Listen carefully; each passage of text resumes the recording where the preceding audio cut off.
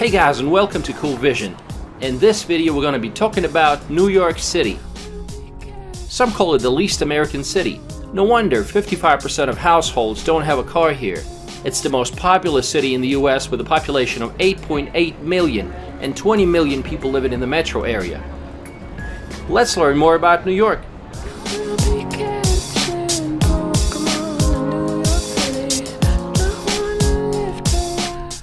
New York City is situated on a large natural harbor composed of 5 boroughs: the Bronx, Brooklyn, Queens, Staten Island, and of course Manhattan. 2 blocks down and take a right. A block has a literal meaning here. All streets are perpendicular and form a grid. Only the southern tip of the island is knocked out of the clear geometry, where the streets don't form a grid. And Broadway, which runs diagonally across the island. The Commissioner's Plan of 1811 was the original design for the streets of Manhattan, which put in place the rectangular grid plan. Pretty convenient. The basic thing to remember is that avenues run north and south, while streets run east and west. Everything is so compact and congested that you don't notice how you cover large distances. Every new intersection brings something new and exciting. To better understand the city, let's take a quick look at its history. New York traces its origins to a trading post that was founded on the southern tip of Manhattan Island by Dutch colonists in 1624. They named it New Amsterdam. 40 years later, in 1664, it came under English control and was renamed New York, after King Charles II of England granted the lands to his brother, the Duke of York. Then comes Independence War and the signing of a peace treaty. British troops set sail for their homeland, and in 1785, New York became the capital of the United States for 5 years. The city is turning into a large industrial and financial center. Manhattan is being developed further up north, with giant bridges and the first skyscrapers. The New York Stock Exchange has overtaken the London one. Over the course of the 19th century, New York City's population grew from 60,000 to 3.4 million. In 1886, the main symbol of New York was erected on a small island near Manhattan, the Statue of Liberty. It was donated by France.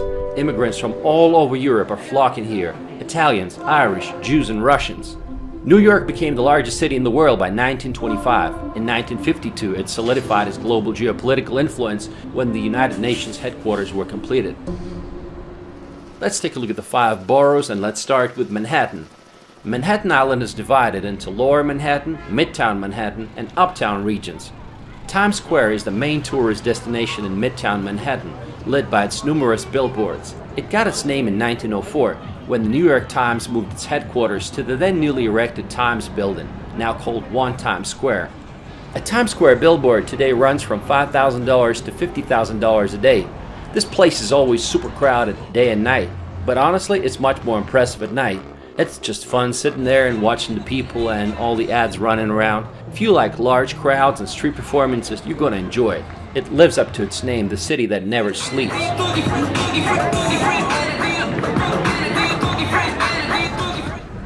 Oh, by the way, see those ATVs? That's illegal. The NYPD continues to crack down on illegal dirt bikes and ATVs, having seized 565 of them in the last 3 months. But we'll talk about crime in New York later in this video. Now let's relocate to Central Park. It's the most famous city park in the world. It's a nice place to find some peace and serenity during the day. It is entirely man-made, and it has several artificial ponds, 2 ice rinks, and even a zoo.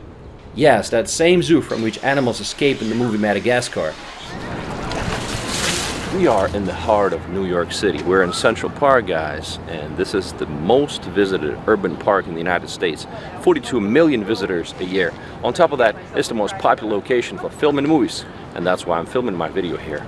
Central Park has everything: street musicians, sports grounds, horse-drawn carriages, and even such unique historic monuments which you don't expect to find here, like the obelisk, also known as Cleopatra's Needle, that was brought from Egypt, and it's roughly 3,500 years old. There's a wide variety of landscapes too, from meadows and woodlands to lawns, and there's always someone practicing yoga, meditating, or just reading books. We walked across the park from south to north and exited at the northern side, and this is where Harlem begins. An area with a rather dubious reputation. I know, people had been telling me it's fine, it's been gentrified, it's safe. In fact, the word gentrified is the most common word that I heard throughout my road trip in the US. There's no denying Harlem has improved, so you understand this is what it looked like in the 70s and the 80s. But even today, residents of East Harlem perceive crime as the biggest single concern. There are still many gangs in Harlem today. On a positive note, Harlem has been known for its jazz clubs, soul food, nightlife scene, and African American heritage. 125th Street is considered to be the main street of Harlem and is home to the Apollo Theater, a noted venue for African American performers where Stevie Wonder, Billie Holiday, Diana Ross, and other big names started their careers. In West Harlem, you will find the magnificent Cathedral Church of St. John the Divine on Amsterdam Avenue, as well as colleges and universities including Columbia University, one of the most prestigious ones in the US. Okay, back to Central Park. There is something for everyone here, whether you're just going for a casual walk, picnicking, or jogging. There's no denying New Yorkers love their park. And squirrels do too. What's it like living in New York these days? I think New York's a great place to live. It's, in some ways, sometimes maybe this sounds a little arrogant, but you feel like you're in the middle of the world, or the center of the world. Culturally, business, diversity, there's a lot to explore. Bad things about living in New York, it's kind of a hassle.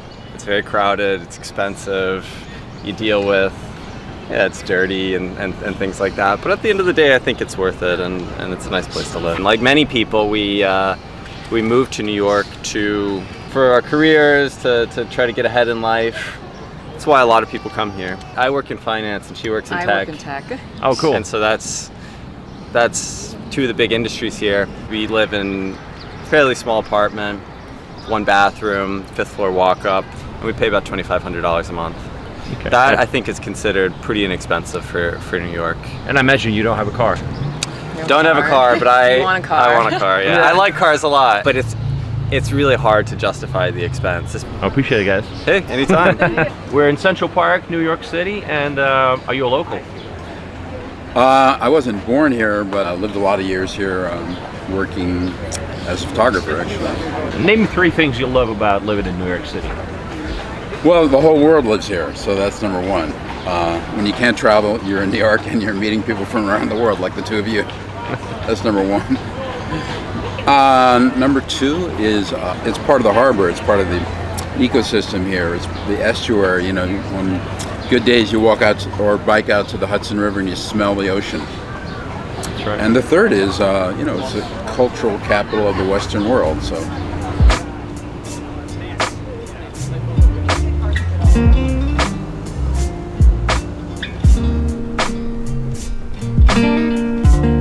The Big Apple's most famous street is the 5th Avenue. It crosses Manhattan from north to south, and it's one of the most expensive streets in the world. So many interesting things here. World's famous Apple store, Trump Tower with BLM mural in front of it, Flatiron Building, St. Patrick's Cathedral, a gorgeous Catholic cathedral that was built in 1878, Empire State Building, and so much more. A section of 5th Avenue running from 34th to the 60th Street is a concentration of boutique shops and expensive high-end stores. This is where Audrey Hepburn freezes on the sidewalk and stares at the jewelry store window in Breakfast at Tiffany's.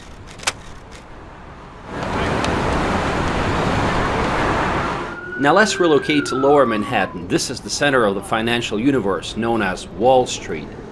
Bankers and stock traders rush to their offices early in the morning. The city's security industry represents over 163,000 jobs with an average salary of $422,000 a year. Impressive. This is where you find headquarters of JP Morgan Chase, Citigroup, and other financial giants. New York Stock Exchange and the NASDAQ, the world's largest stock exchanges, are both located here. This is the famous New York Stock Exchange. If you happen to own some American stock, this is where they're trading. I got some stocks, so I want to figure out what's going on. On Wall Street, you will find Trinity Church and Federal Hall. This is where in 1789, George Washington was officially proclaimed the first president of the United States. If you're bullish on the stocks, take a picture with the famous Charging Bull, a bronze sculpture which symbolizes the bullish market, financial optimism and prosperity. Nearby, another statue, Fearless Girl, promoting female empowerment. To get great views of the lower Manhattan, just take a ferry. A lot of locals use it every day. It's very affordable and enjoyable.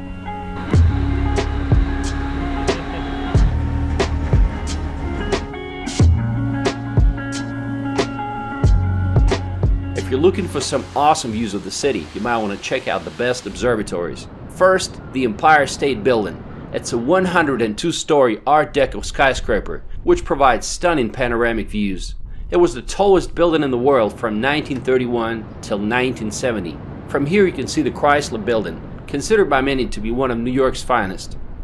Next, Top of the Rock, observatory on top of the Rockefeller Center built by the Rockefellers in the 1930s. It has an ocean liner style design and offers a 360-degree view of the entire Manhattan.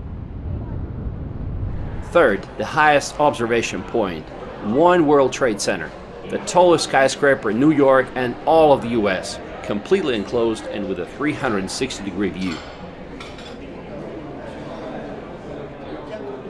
One of the new additions is the Edge, located at the Hudson Yards, that has an observation deck with a glass floor. Sadly, we didn't get a chance to visit because it was too foggy on that day. Also, at the Hudson Yards, you can visit the Vessel. It's a 16-story structure of connected staircases. Very cool shape, and it reminds me of a beehive. Another great idea to get great views is to take a funicular ride to Roosevelt Island. This small island is in the middle of the East River between the shores of Manhattan and Queens. Today it's just another residential part of the city.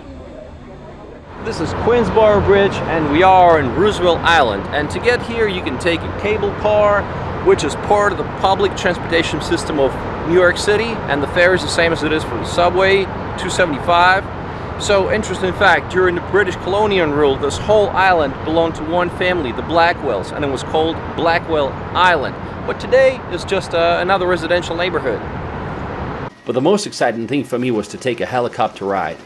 If you wonder how much it cost, it was $300 for 30 minutes. And what's cool about it is that helicopter had no doors. If you can afford it, go for it. First I thought the ride would be shaky and all, but it turned out to be very smooth, like I was sitting in a car. On top of that, the city has over 50 rooftop bars, popular for romantic dates and celebrations. New York City is the third city in the world with the most amount of skyscrapers after Shenzhen and Hong Kong. And rooftop bars are really popular here. So you basically get an observation deck and a bar all in one package. Even if it ain't all it seems, I got a pocket full of dreams, baby. I'm from New York. Concrete jungle where dreams are made of. Let's take a look at some other parts of Manhattan. Greenwich Village, or just the Village. It's an upscale area that was once the center of bohemian culture and various political movements, artists and writers. Rainbow flags attest to the neighborhood's LGBT-friendly vibe. At its heart is Washington Square Park.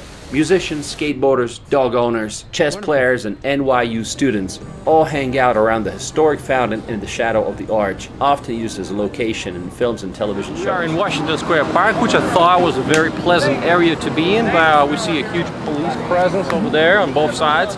And I asked them what the deal is. I thought there was some kind of event going on, but they said it's a pretty rough area, especially at night, which is very unexpected. New York is full of surprising places. Like if you're a fan of Sex and the City, this is where Carrie Bradshaw used to live, and she was running down the stairs to catch a taxi. Breezy, hello, Breezy. It's good to see you, everybody. Hello, everybody. Good to see you. I saw some NYU students protesting, and I wanted to know what their demands were, so let's go and talk to them. So the graduate workers at NYU are on strike right now, and they're demanding fair compensation, better health care, and getting cops and like ICE, like immigration officers off campus to protect international and immigrant students. Soho. Since the 20th century, Soho has been the location of many art galleries. Today, it's an affluent area with cobblestone streets and elegant cast iron facades, designer boutiques, and high-end art galleries. It's a top shopping and nightlife destination. Directly from Soho, you will find Chinatown and Little Italy. Manhattan's Chinatown feels like real China. with its numerous greengrocers and fishmongers, tea rooms, and dim sum parlors. Since 1850, this area has been inhabited by immigrants from China. Today, New York has the largest population of Asians, more than San Francisco and Los Angeles combined. Being a minority, they're doing pretty well for themselves. How's that? The secret is the hard work ethic. These areas also have a higher rate of college-educated residents and lower crime rates. How do you like living here? It's okay for me, but my wife, my son, they love it. They love it? For me, I don't like this. Too crowded. What should I try? I think I like beef and Beef? yeah. Okay. This stomach, I don't like it. Stomach, you don't like it? They have a lot of interesting stuff. Yeah. Chicken feet, all of that. That's good. We are in Chinatown and we're gonna try something that I tried in Taiwan, and that is bubble tea. So let's dip in. I wanted to order some bubble tea.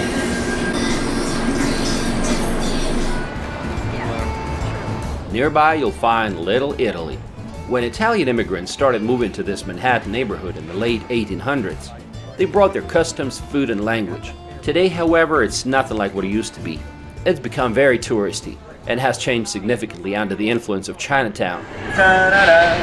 I'm leaving today. Guys, the famous Umberto's Clam House. Food delicious. Are you hungry? I'm Italian. Chelsea's Manhattan's art district that mixes a variety of architectural styles, from elegant 19th century townhouses to housing projects. It's known for having a large LGBTQ population, with one of Chelsea's census tracts reporting that 22% of its residents were gay couples. If you get hungry, go to Chelsea Market. We have come to Chelsea Market to have something to eat. This is a wonderful place, lots of choices. And from what I've learned, it used to be a factory where Oreos were invented in 1912.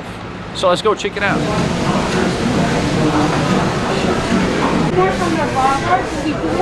Well, of course I got bowl of chili. You know, from a time in the South, I learned to really love this dish. So chili soup is for me the best choice. Tribeca. Once home to industrial warehouses, Tribeca is now the city's richest zip code, with an average income of $879,000 a year and a median home price of $3.8 million. Even Jay-Z once purchased a penthouse here for $6.8 million after he traded Brooklyn for Manhattan.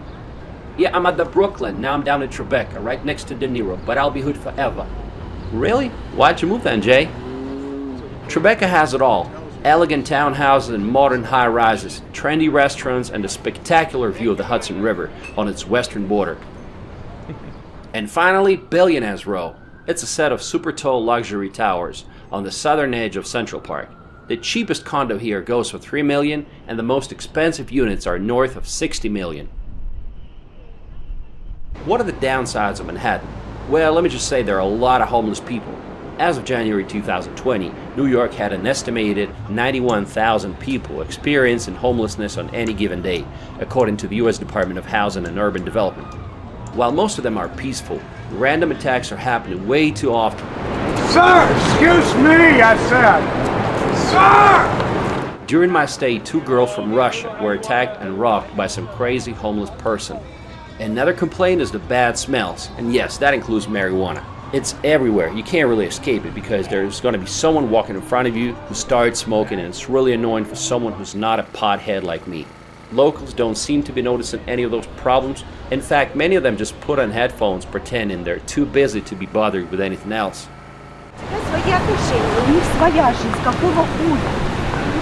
I've really seen some ugly stuff, like a guy urinating into a bottle in the middle of the street. Piles of, don't get me started, okay?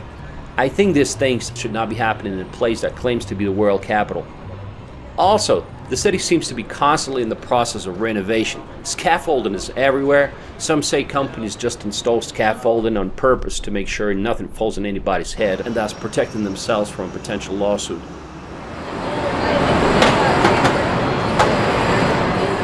What about garbage? The garbage collection system is set up in a way that huge garbage bags are piled on the sidewalks waiting to be collected. And sometimes these piles get really big. They have to do it this way because Manhattan does not have courtyards, and they only get collected several times a week. Garbage bags can really pile up at the end of the week. You know, there's one pile, another pile, which is almost blocking the entrance to this building. Manhattan is full of contrast. $2 hot dog stands stay side by side with expensive boutiques on Fifth Avenue. Extremely wealthy people are walking the same streets as the homeless. Some people might get the impression that Manhattan only has Central Park and the rest is nothing but a concrete jungle, but it's not like that. There are green areas scattered all throughout the island, like Bryant Park, located next to the New York Public Library main branch. It has a huge lawn where people are reading newspapers, playing ping pong, chess, and backgammon. In the winter, they will have a skating rink here.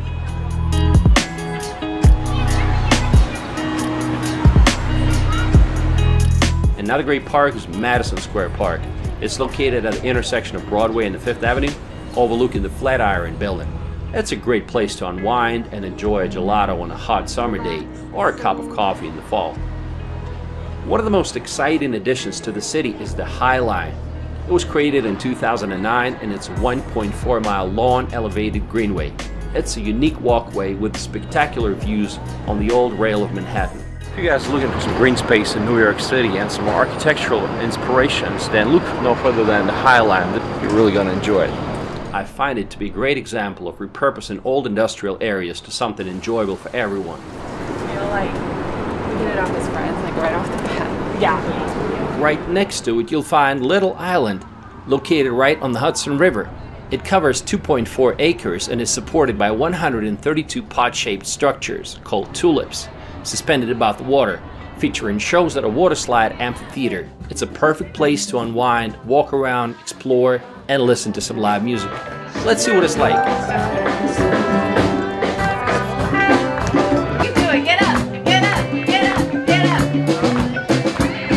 Ready for the space. Zanzibar got me in the space. Comfortable to kiss your face. Living up under your arms. Night is shiny and calm. I'm looking at you. The light is blue. You got a view of the stars.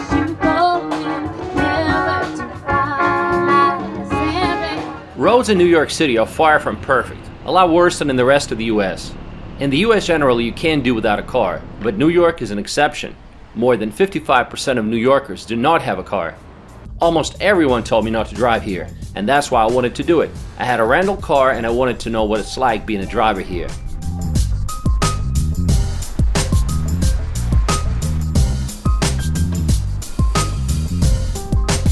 Street parking in New York is a matter of luck. Most of the time, your surest bet is a parking garage. Day parking can be as high as $60, and this is what parking looks like in Manhattan. And if you forgot to pay for parking, the ticket can be hefty. A guy who parked next to me received a $120 fine because his parking time expired. Owning a car in New York City is no joke, and especially when it comes to parking. So let's take a look at the price. $550 a month. That's just to park your car. And don't forget about all the tolls going in and out of Manhattan, and they can be as high as $16 one way if you don't have an Easy card, which I didn't. Manhattan is an island, and therefore there are many bridges and tunnels, like Brooklyn Bridge, Manhattan Bridge, and George Washington Bridge, which connects New York with the state of New Jersey. The Lincoln Tunnel, which carries 120,000 vehicles a day, is the busiest car tunnel in the world. New York is a pretty walkable city thanks to its grid pattern layout, but it's also quite bike-friendly, with more than 1,200 miles of bike lanes and routes. In New York, you also got to watch out, not just for the cars, but also for the cyclists. Man, they're so fast and they appear out of nowhere.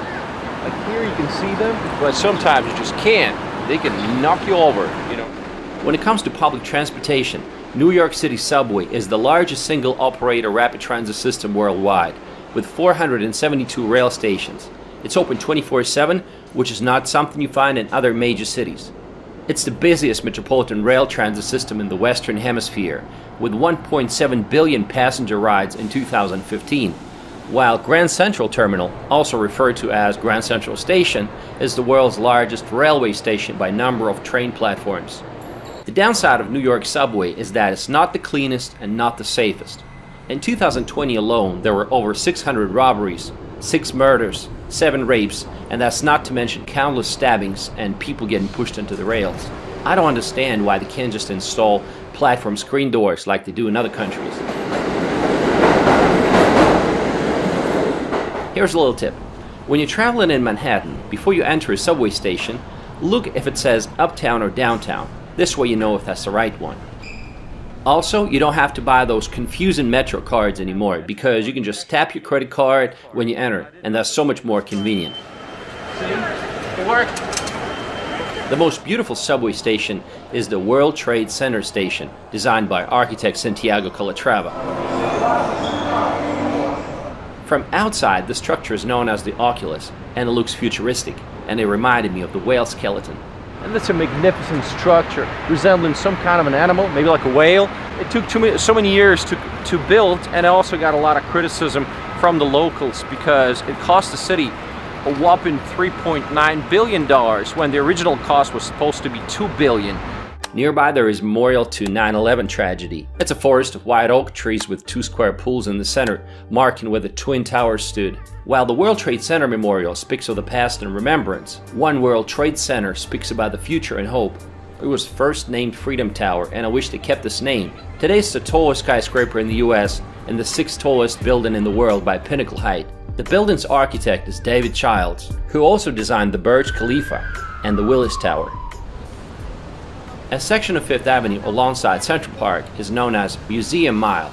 Metropolitan Museum of Art, or MET for short, is the most visited museum in the United States. It was founded in 1870. It's enormous and comprehensive, and I imagine it would take days to see everything.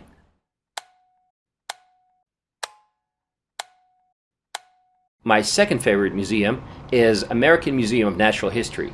Now that's another museum that I can visit more than once. There is so much to see. The planetarium, marine life, skeletons of huge dinosaurs. This kind of stuff is very interesting for me. Another iconic museum is Solomon Guggenheim Museum. From the outside it looks spectacular, but that was pretty much all that was interesting. Most galleries were closed at the time of the visit, and the ones that were open, well, I wasn't impressed. Well, let me just say I didn't get it, okay? Another iconic museum is MoMA, Museum of Modern Art. Beautiful works of art displayed, ranging from painting, large sculptures, photography, cars, and contemporary art. It was laid out well and had some cool installations. Definitely worth a visit. Some museums were totally disappointing though, like Museum of History of New York. It's not about the history of New York. Sadly, some museums are no longer impartial. So we just visited the Museum of the City of New York, and I had high expectations. I wanted to see some video footage of how they were building the skyscrapers in the Central Park, all that good stuff. Now, what I saw was some information about global warming all of a sudden. New York is action-packed, and every night there's a lot of things to do. That's the beauty of it. It never gets boring. You can go to a jazz club or comedy show. We went to this comedy show for $8 a ticket, and it was fun. And of course, don't miss the famous Broadway shows and musicals, like The Phantom of the Opera, Cats, The Lion King, and many others. My name is Andrew McCaslin. I live in New York City. Corey Hamilton. I'm originally from Rochester, New York. Would you mind naming 3 things you love about living in New York City? We love the diversity. It's a the nightlife. It's a very international city. The food is great. The nightlife is great. To pick like 3 things you don't like so much about living here, what would that be? The noise can be noisy. People can be aggressive sometimes, probably because there's 8.4 million people that live here. And maybe the garbage in the streets. That's right. 3 spots, your favorite spots in the city. Okay, so I recommend if you like a nice rooftop lounge, Le Bain at the Standard Hotel in Meatpacking, that's downtown. And there's also the PhD in the Dream Hotel. Central Park too. Central Park, you got the Highline Walk. You can walk up the Vessel, whatnot. Right. Okay. Not that far from here, no, actually. It's not. Okay. Appreciate it, guys. Thank you. It's so much fun. When I think about traditional New York City food, I think about pizza. So make sure you try some real New York City pizza. Welcome to Bleecker Street Pizza. This is our famous Nonna Maria. That's what we are known for. It's a fresh basil, fresh mozzarella, Reggiano Parmigiano, and olive oil. We've been here since about 16 years now, and we started off with Doug Greenwood, my uncle, who was a retired captain, NYPD, and his dream was to have a pizzeria. So after 9/11, he decided to open up this place, and we've been doing it ever since. Besides pizza, you gotta try bagels, hot dogs, and baked pretzels. All right, let's start the morning like a true New Yorker, right? Sausage, eggs, and a bagel. Doesn't get better than that. Okay, enough of Manhattan. Now let's drive to Brooklyn over the Brooklyn Bridge. It is New York's most populated borough with a population of 2.5 million. Downtown Brooklyn is the third largest central business district in New York after Midtown and Lower Manhattan. However, it is considered to be one of the least safe neighborhoods, and there's really not much to do here, so you might as well skip it. Dumbo. This area was originally a fairyland with industrial and warehouse buildings. It was bought up and remade into an upscale residential and commercial community, becoming a haven for art galleries and currently a center for technology startups. Dumbo was featured prominently in the Sergio Leone drama film Once Upon a Time in America as the location for many of its scenes. Lush green lawns, plenty of sitting, and miles of walking and running trails. This is what's called Jane's Carousel, and it was built in 1922. It was recently restored and is supposed to be open soon. Just imagine this carousel is almost 100 years old. Williamsburg, another hip neighborhood in Brooklyn. With a steady growth in gentrification, former warehouses and factories have been repurposed, and now it draws the young fashionable crowd to its fancy boutiques, trendy cafes and restaurants, while the waterfront provides stunning views of Manhattan. Nearby, Domino Park, which spans a quarter-mile along the East River near the Williamsburg Bridge. We are in Domino Park, which is in Williamsburg, which is in Brooklyn, and you can get this iconic view if you come to Domino Park. Here you'll find children's playgrounds, volleyball courts, and an elevated walkway that extends much of the length of the park, resembling the interior of the old refinery. New York City is a city of hundreds of different languages and a variety of communities. Yes, it's a melting pot, but only to a certain extent. Most of its neighborhoods are dominated by a certain ethnicity. You know, it makes sense because people love to be around other people that share a similar cultural background. Let's visit a Jewish area in Brooklyn called Borough Park. First thing you notice is the abundance of young mothers with strollers. The fertility rate for Orthodox Jews is one of the highest in the world, an average of 6.5 children per woman. For comparison, in Europe it's 1.6. Let's talk to some locals. What part of town are we in? You're in the Borough Park section of Brooklyn. What's it famous for? Jewish neighborhood. What is it that you like mostly about living here? Well, it's the community. You know, we're tight-knit, we're friendly to each other, and we know each other. And it's also that this pretty much has been home for the past 50, 60 years. This is more outdoor wear, and this is inside because Jewish men, the Torah-observant Jewish men always wear something to show that sort of deference to God. Okay. And women, they have to wear this black... Married women, they cover their hair.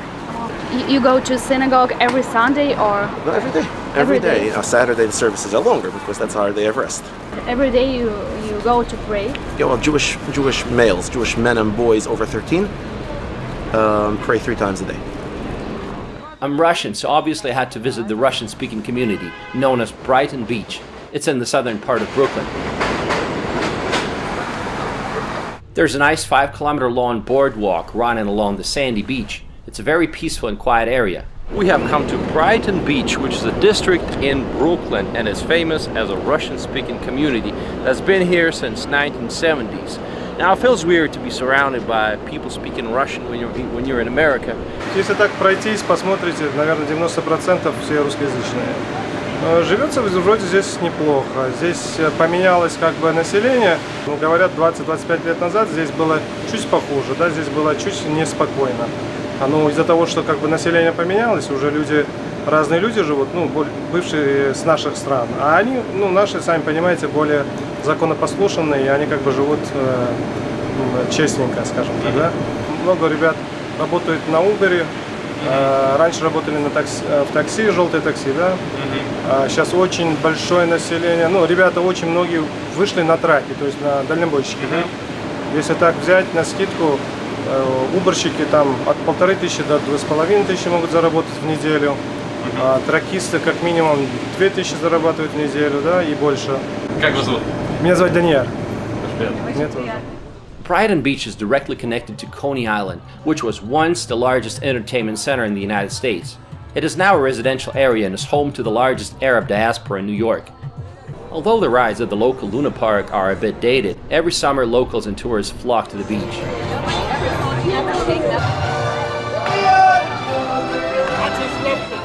Moving on, Queens is the largest borough of New York by area, and it has a population of 2.3 million. It has the second largest Chinatown in Flushing Quarter.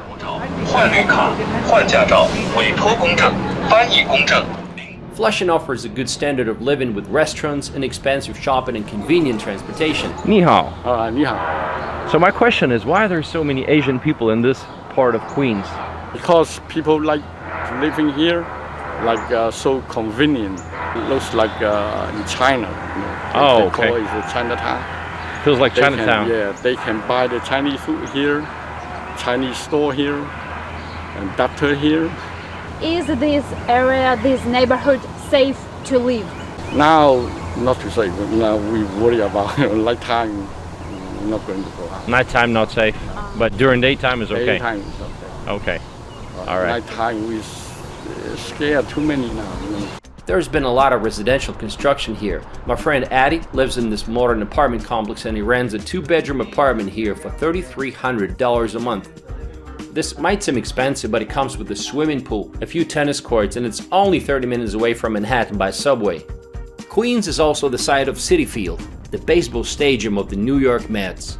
2 of the 3 busiest airports serving New York metropolitan area, JFK and LaGuardia, are also located in Queens.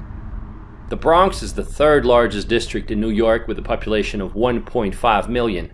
Parts of the Bronx saw a decline in population, livable housing, and quality of life in the late 1960s, culminating in a wave of arson in the late 1970s. The South Bronx in particular experienced severe urban decay.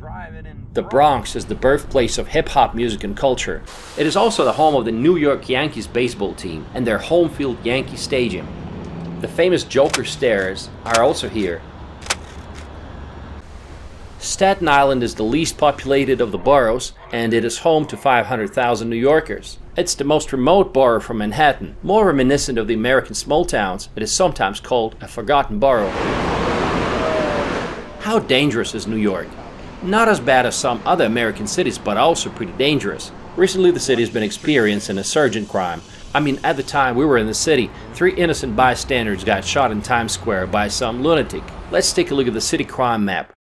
The boroughs of Manhattan and Staten Island have historically had lower crime rates, and the Bronx, on the other hand, has consistently had the highest homicide rate. NYPD Detectives Union recently blamed lefty Democrats for a New York City crime wave, saying, quote, "Dangerous policies like immediate release are putting violent suspects back into the streets within hours of committing a crime." When I try to interview cops, they just laughed. But off the record, they were saying the same things, that too many criminals get released as soon as they're caught. It's no surprise that living in New York City is expensive. Rent prices here are 37% higher than in Los Angeles and almost 80% higher than in Chicago. Manhattan's average rental cost is $4,200 with an average apartment size of 700 square feet. And Brooklyn's average rental cost is $2,900 and average apartment size is 651 square feet. Needless to say, New York real estate is a magnet for wealthy people. So there's no shortage of fancy mansions outside of the city. Buyers come from all over the world, China, Russia, and other countries where freedom has been jeopardized. Some of these neighborhoods don't even feel American anymore. Weird, right? I visited one of those neighborhoods. Famous Russian TV host just recently bought a mansion here for $7 million. What's outside of New York City? Few people visiting the city ever get a chance to get away from it. That's a shame. Just an hour's drive away, you can find yourself surrounded by mountains and beautiful nature. National parks, lakes, vineyards, apple orchards, and golf courses. There are plenty of places to go to. Hudson Valley is one of them. It's a popular weekend getaway.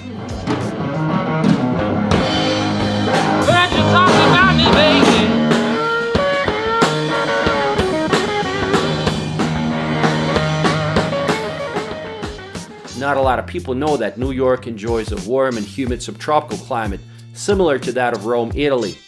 Just an hour and a half away, you end up in a place like this. This is called Bear Mountain.